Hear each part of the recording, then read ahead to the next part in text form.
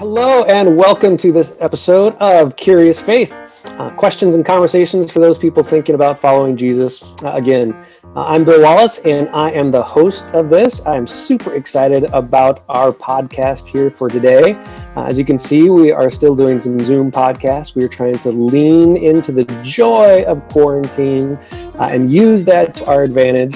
And therefore, we're going to invite some folks into our podcast that we wouldn't be able to get otherwise because they live on the other coast. I know those of us who live on the West Coast think it is the only coast, but there is apparently another one somewhere in the world. And these guys, they live kind of near it. So far. So I'll just allow them to introduce themselves to begin with, and then we'll get to know them a little bit more. Why don't we start with my friend Keith? Hey, thanks, Bill. I'm Keith Smith. I am originally from the West Coast. I'm a native of Southern California, but I have traveled to the East, and I discovered East Coast. And so how is it? Is it okay out there? I'm worried about visiting. It seems like it's okay. It's not too bad. We've been here for about 15 years now. I am in Northeast Ohio, in a community that goes by Worcester, even though it's spelled like it will be pronounced Worcester, but it's Worcester, and they will correct you quickly. I love it. My wife and I, we've been here since 2005. She is originally from Akron, so this is kind of back home for her. We have 4 children. I have 3 that are in college right now, and my youngest is in the 8th grade, and they are all girls. I am a girl dad for sure. Man, you are awesome, and you need our prayers. Wow. Yes, I am blessed and highly favored. I currently pastor a church, Gateway Church here in Worcester. My wife and I planted this church back in 2012, and we are just doing our best to follow Jesus and to be faithful with what he's placed in our hands. So as far as sports, I am still a faithful Laker fan, living well as a champion. I grew up a Dodgers fan. So I'm living as a champion there too. Man, twofold, yeah. I know, but I'm brought back to earth because I'm a Cleveland Browns fan. And so I'm grounded. I don't float off too far, even though we're not doing too shabby this year. Not too shabby. Maybe an actual winning season this year. That's pretty incredible. Fantastic. Thanks, Keith. I appreciate that. Yeah. Josh, go ahead and introduce yourself just a minute there. Yeah, thanks for having me on, Bill. So like you said, my name is Josh. I'm Josh Patterson. I am on the East Coast. I've been here my whole life. I'm in Maryland. I live in like a suburb of DC. I currently am serving at a church called Seneca Creek Community Church as their high school and young adult pastor. I'm a Ravens fan, Keith. So that was a good game then, huh? That was a good game the other night. It was. It was a classic. It was. So I apologize for that, but we're still good friends.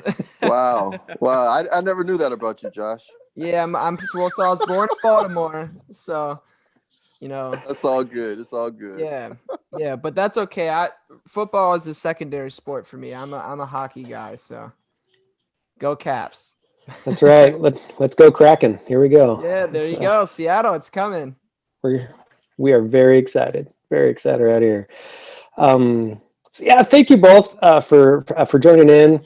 We're going to be releasing this right around Christmas time. So honestly, I thought I would get the most important question out of the way right from the jump here. Real Christmas tree or fake Christmas tree? And there is a right answer. So go ahead and see if you have the right answer. Josh, you go ahead. Ah, man. Well, so I grew up with a fake Christmas tree. Um, but then when I got married, my wife was on the real Christmas tree kick.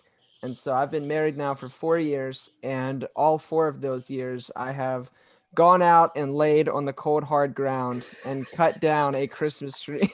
So we are a real tree family here at the Patterson household. Excellent, excellent. So I don't really like the wording that you're using, Bill. Um, I would say an artificial tree, or a maybe freshly cut tree. I don't want to call my baby fake. That's it's beautiful. She's beautiful, and she's pre-lit. She's pre-lit.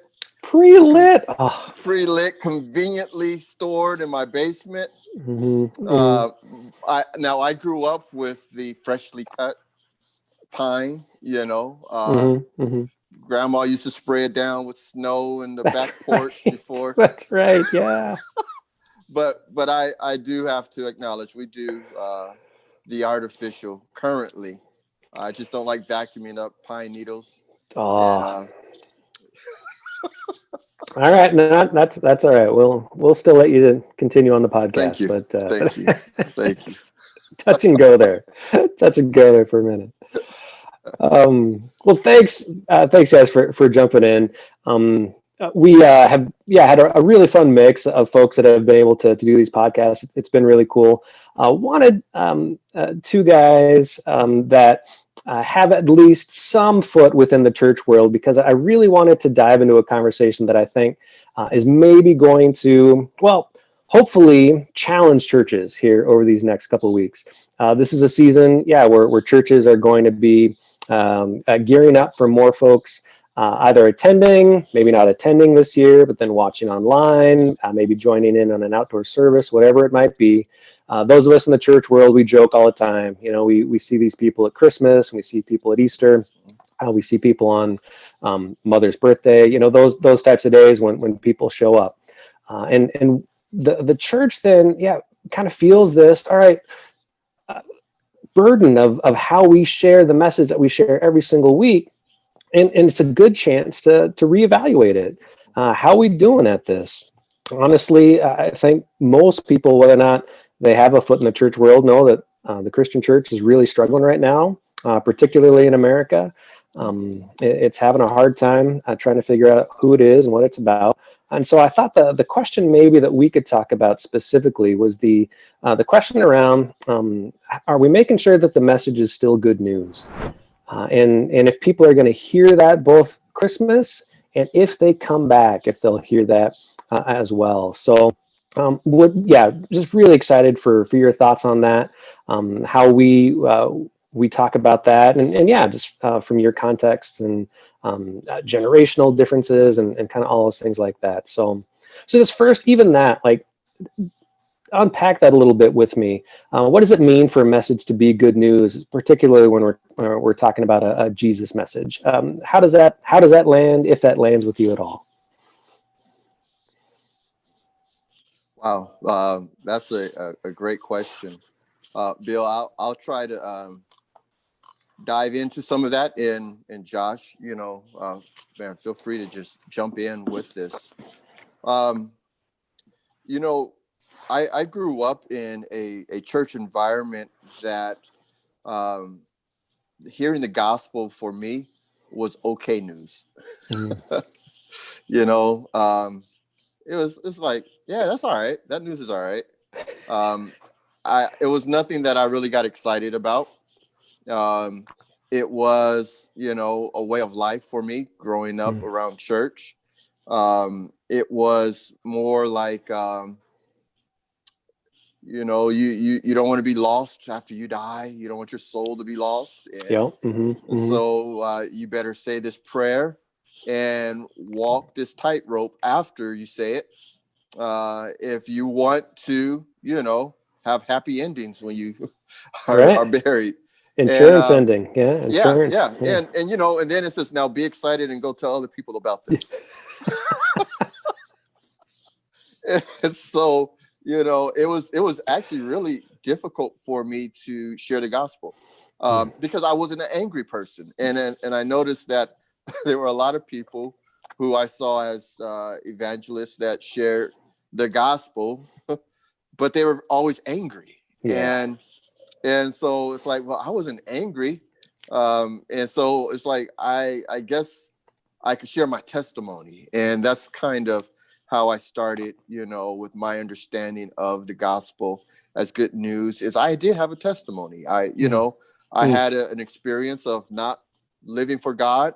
And then I had a conversion, where it's like, hey, I'm turning my life over to actually follow Jesus. And there was a big difference in my life in that. I was literally going down one path, and it's like Jesus came and found me and turned me, and so I just shared that testimony with people. And I was like, hey, I love my life right now. And so that was my good news. Theologically, I couldn't, dive into it again, because up until that point, it was still only okay news.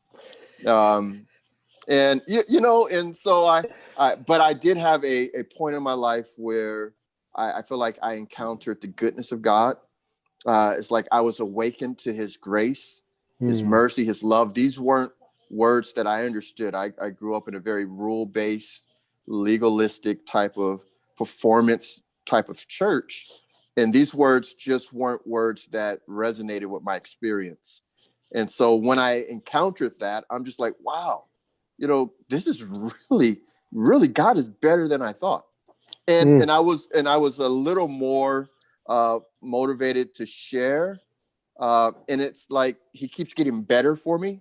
And the better that God becomes, the more I have a desire to talk about it. So that's kind of been my experience in a nutshell. That's awesome. Thanks, Keith. Thanks for sharing that, man. Yeah, Keith, that resonates with me deeply as well. Just especially the idea of like, oh, here's this okay news thing. Because I thought it was so interesting, because in my context it was a little bit different.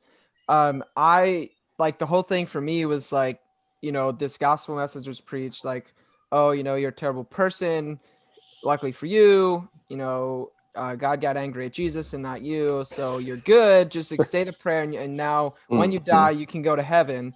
And then it was just kind of done with that. And so I always kind of had this question, was like, but what does Jesus have anything to say about my life right now? Or is it just about my life after I die? And so I think for me, the part of the challenge with like the whole, how do we keep the good news good, is that we have, at least more recently within the church world, we've kind of shrunken the gospel and we've made it more okay news instead of really good news, because we've only focused on one really important part, which is what Jesus did for us. But that's not the whole story. There's so much more there.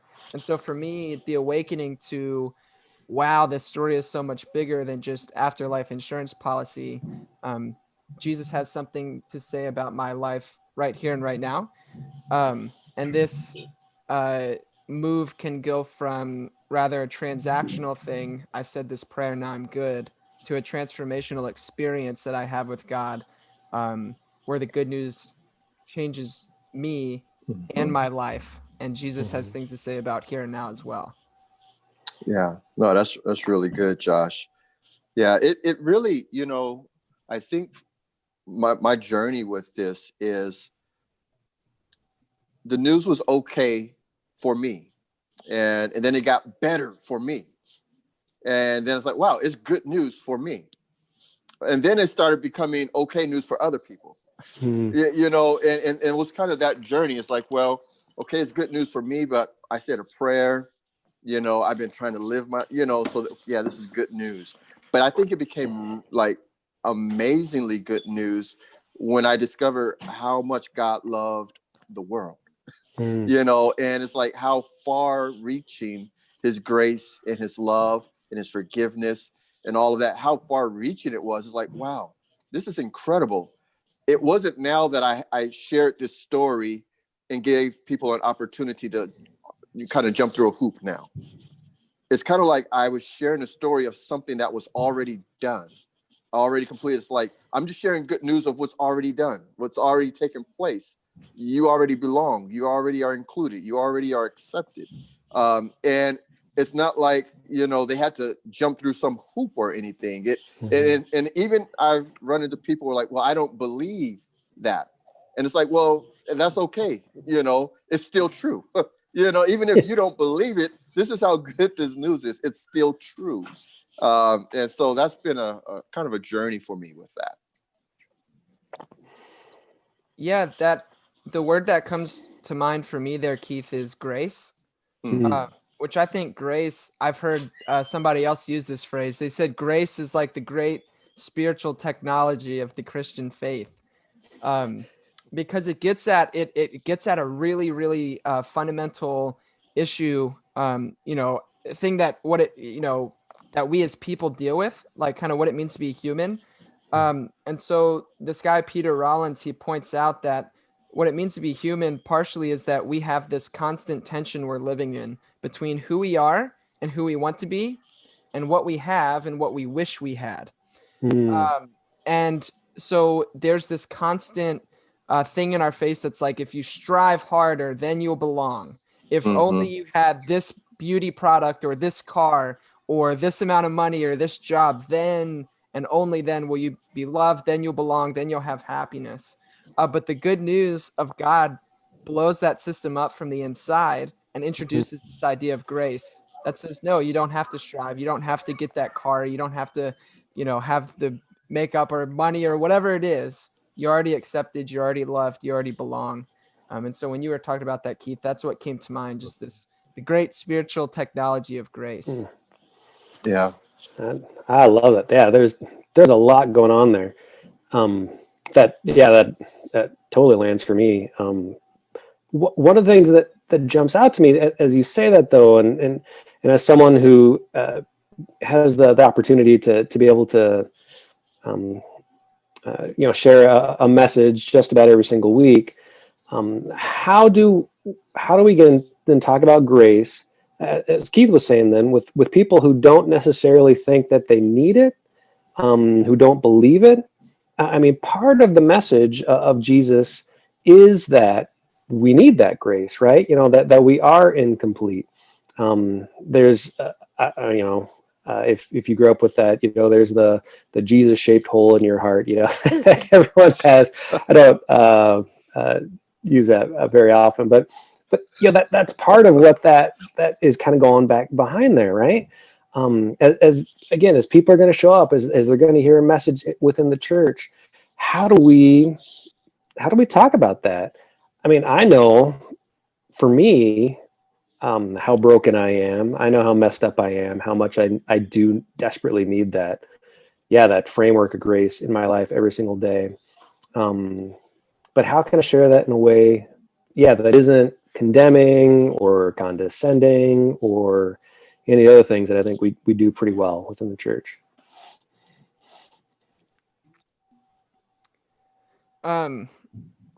One thing that comes to mind is just I think sometimes we have the tendency to use like Christian language that people don't understand. And so we have like these nice seminary degrees or whatever, and we have this really nice theological language that we can use, and I paid good money for that degree, man. Exactly. You're going to hear it like that, right? Yeah, exactly. And so sometimes maybe our language can be confusing. If we talk about, depending on what tradition you come from, there's a specific faith tradition within the Christian stream that talks about total depravity, right? And if we just say, oh, everyone's, totally depraved, a regular person is not going to know what that means, right? So I wonder if there's a way that we can use our language to communicate with people in a way that they understand. There's I forget his name, but there's a British author who wrote about this, and he wrote about the idea of sin and how he noticed that this language of sin doesn't really connect with people. And so he came up with a rather crass phrase that he uses. and he describes sin as the human propensity to screw things up. And that's the nice way of saying it. But that is language that people make sense, right? Sure, all of us are really good at messing things up a lot. So if we can connect with people in ways that isn't this like outside weird theological concept, but rather invite people, like go deep enough into ourselves to invite people into our relationship where they find themselves there as well, use language that makes sense of the human experience that's not dressed up. Maybe then that could help people kind of, get on the same page. Like, oh yeah, you're right. I can really mess things up sometimes. Just a thought. Yeah, no, that's excellent, Josh. Yeah. I when I think about this, did Jesus like really come to like start a new religion?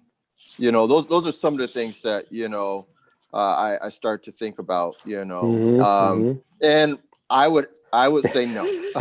yeah. I would say no. He didn't. I believe Jesus came to reveal the Father, who God is, but he also came to bring a revelation of who humanity was always meant to be. And so he showed us a new way of being human. And I believe that conversation is good news when you realize that we don't live fully alive. We don't live fully according to factory default,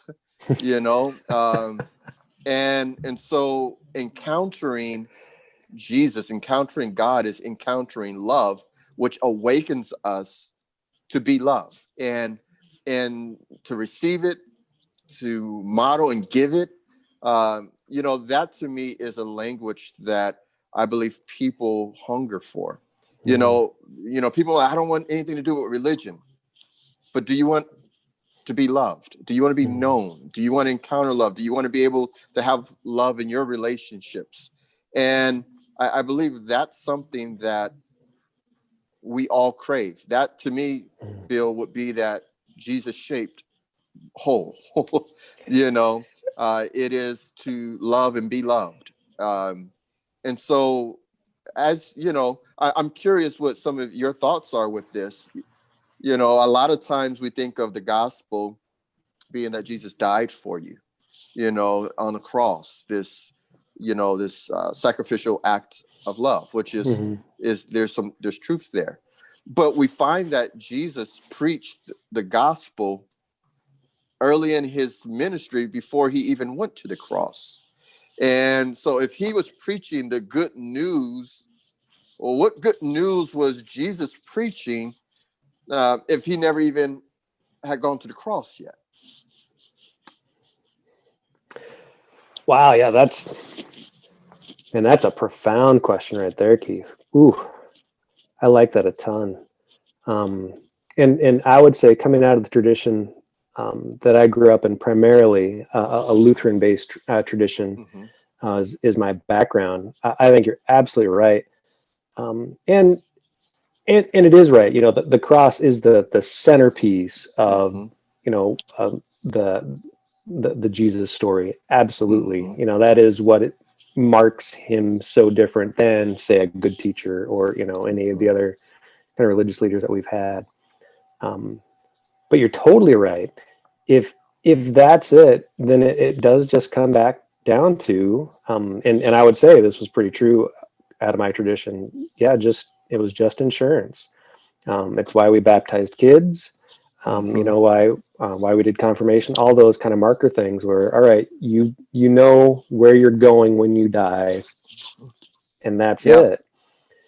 And one of the things we've tried to focus on, I hope we do this well, is we try to talk about journey and transformation.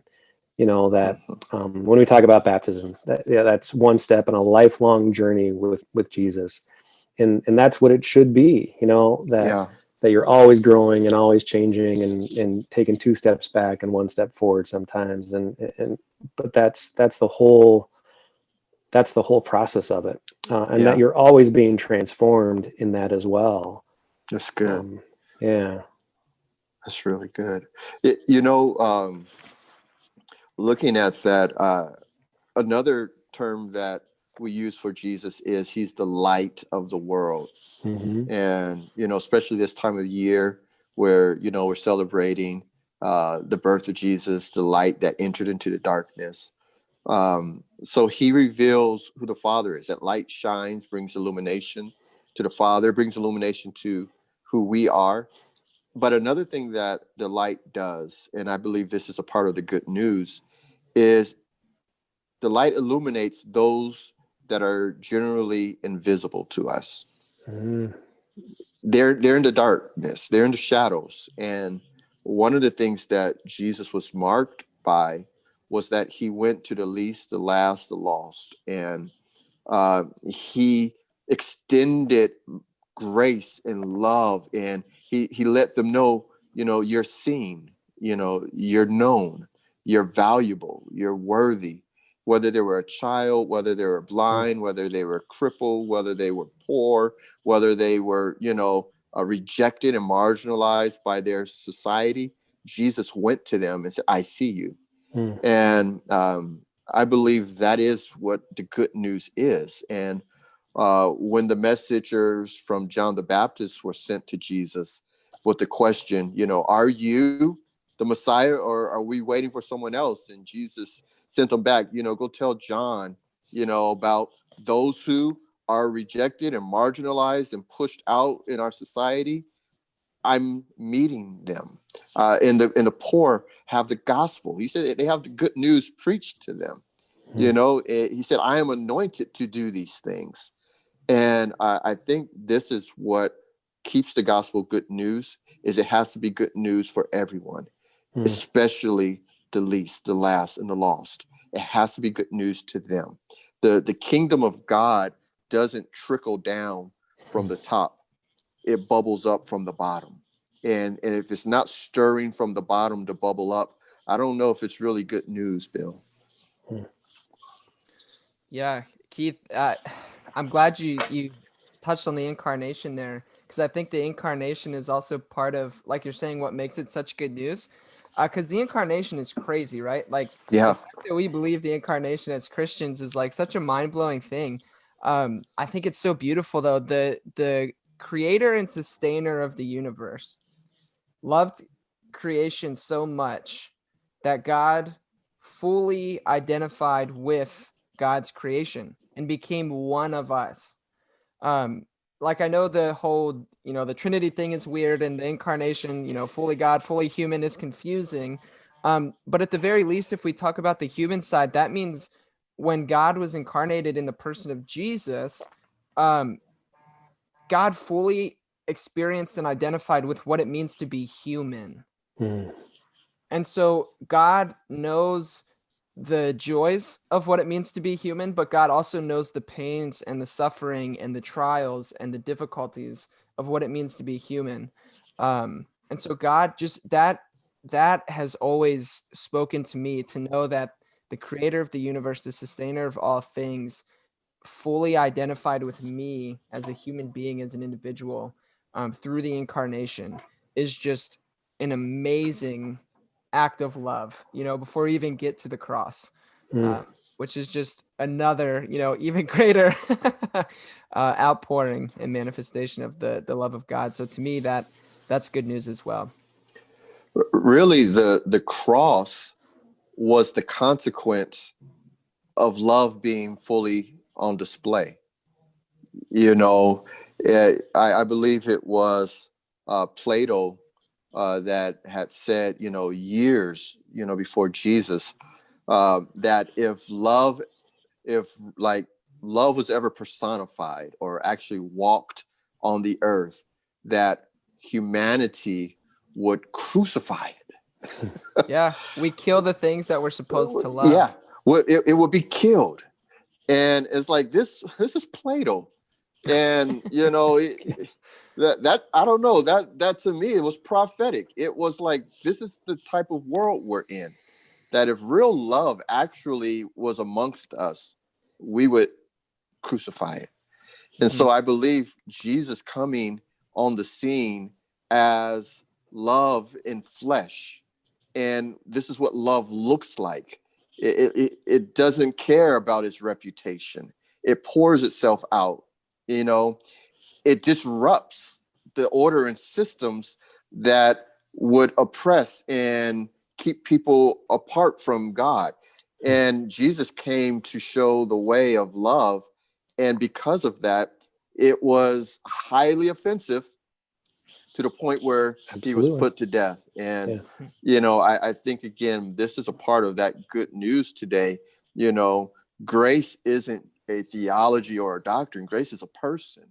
It's Jesus. And if we try to separate grace from the person, we have something that is distorted. And so we receive love. We receive grace to come alive as followers now of love, as followers of Jesus in the way. And that same call that he had on his life is what we will have on our life to become the gospel. So we hear the gospel, receive the gospel, and then we become the gospel. Yeah, Man, that's awesome. That's really good.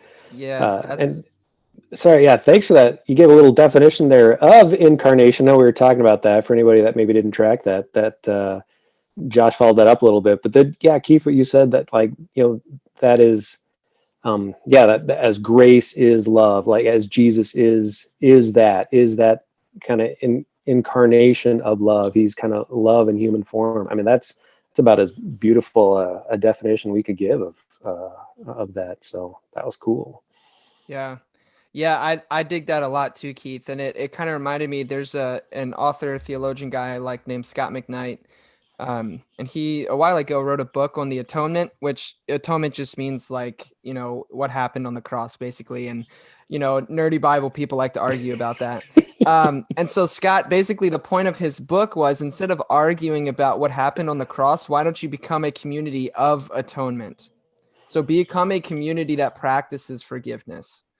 So it's almost like the idea, the medium is the message, one and the same. And so when you were saying that, Keith, that came to mind. And also what came to mind too, when you were talking about the cross, is just the words that always, always, always, always, just leave me floored, is Father, forgive them, for they know not what they do. The day that the worst imaginable evil could happen, creation killing its creator, deicide, the words from Jesus's mouth is not "curse you, you stupid humans," or something like that, but rather it's "Father, forgive them, for they know not what they do." And that's beautiful.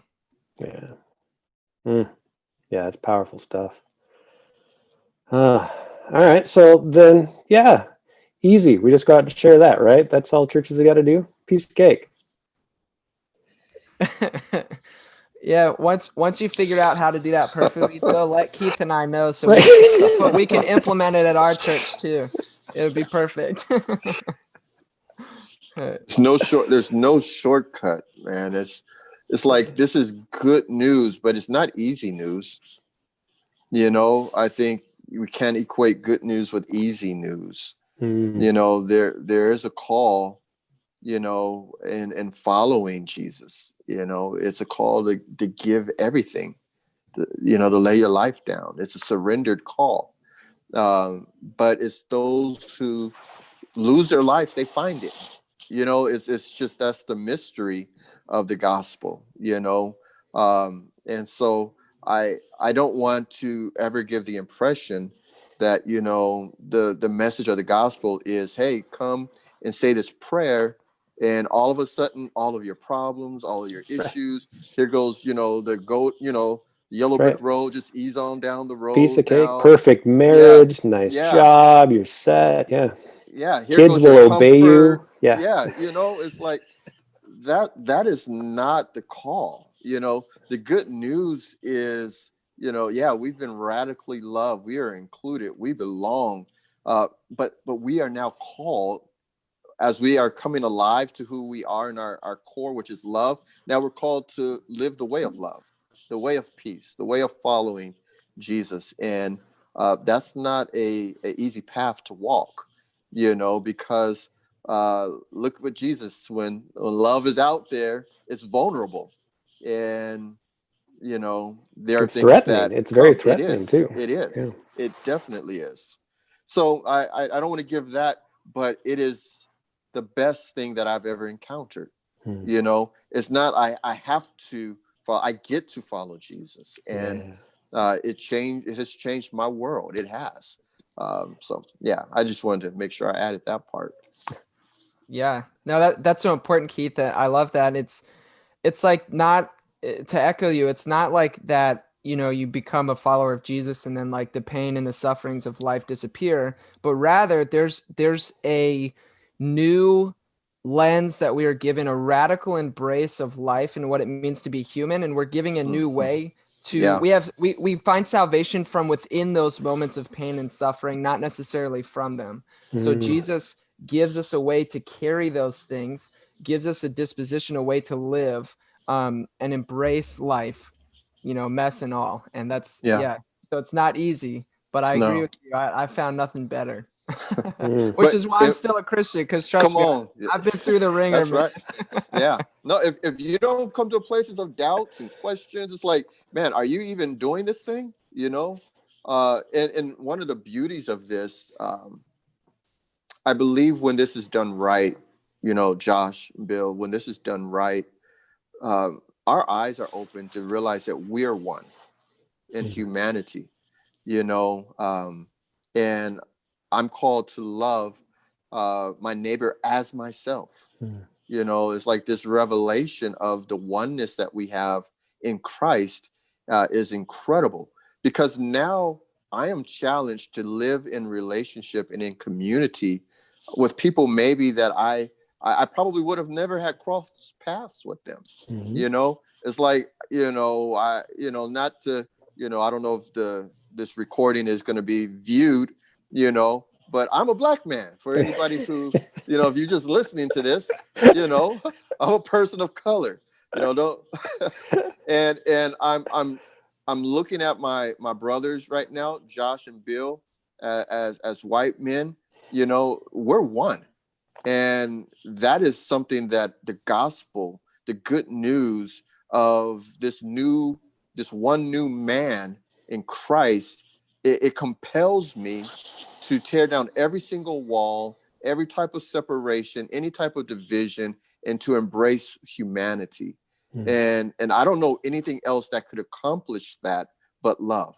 The only hope that I have for the world is found in Christ. It's found in love, not in religion, but in love. And so this is why this good news is really, really good to me, because I have hope, and hope for me means that I have a conviction that love wins. Regardless, love will win. And so that's what the good news does for me. Man, that's a good spot to end. I think we're there. Yeah, Keith said it all. Good job, Keith. Woo. That's gorgeous. Thank you, Keith. Appreciate that. Actually, we are just about out of time. Anything that we didn't get to within all this that you guys want to jump in with right before we close up? If not, there's that's nothing that will be short. So that's right. Yeah, right. Nothing that'll be short. I'm gonna echo Keith and say that love wins. I'll end with that too. Yeah. That's fantastic. Thank you guys both so much for joining. I really, really appreciate it. Again, I've enjoyed getting to know you guys, and the fact that it cracks me up. Like I haven't met either of you in person, and yet I consider you both good friends because of this weird world that we now live in. What a cool thing that we've been able to make connections, and as you said, Keith, I think start to see the broad picture of the world that God created is actually much more united and unified when we see it through a different lens, and I'm thankful for that. That's right. Yeah. Well, thank you to all of our listeners and viewers. Thanks for continuing to join us on this journey. I hope you had a great time just hearing some really cool conversation going on there about what it means to continue to share good news in this season. I hope that you both hear good news over these next couple of weeks, and I hope that you might be the bearer of good news as well. There are people that you know that need to know that they are absolutely loved, and they are seen and they are known. And if you get a chance to share that with someone, I think that would just be a really cool blessing for whoever you might be able to do that with. So go out and share that. We'll see you back here next time as we continue these conversations. Who knows if we'll continue to be on Zoom or back live in person. Until then, wear your mask and give yourself a little space between the person next to you, and bring some good news that way as well. Josh, Keith, my goodness, thanks so much for joining. Hey, thanks for having.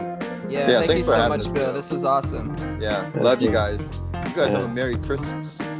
And you do the same too, Keith. And you, around your tree as much as you can, as much as you're able. Around that fake tree that you got there, Keith. Not hearing it. Take care, guys. Perfect. Bye-bye. Peace and love.